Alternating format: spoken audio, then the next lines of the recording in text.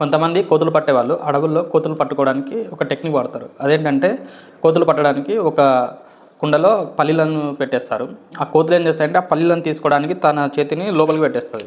లోపలికి పెట్టేసి ఆ పల్లీలను ఒక పిడికిలతో పట్టుకోవడానికి ప్రయత్నించినప్పుడు పల్లీలను పట్టుకొని బయటికి తీసేటప్పుడు తన చేయి స్ట్రక్ అయిపోతుంది. ఎందుకంటే తన చేతిలో వెళ్ళేటప్పుడు పల్లీలు ఉండవు. ఆ పల్లీలు లేనప్పుడు చేసి ఈజీగా వెళ్ళిపోతుంది. ఎప్పుడైతే అది లోపల చేపెట్టిన తర్వాత ఆ పల్లీలను పట్టుకొని బయటికి తీయడానికి ప్రయత్నిస్తుందో అప్పుడు దాని చేయి అనేది స్ట్రక్ అయిపోతుంది.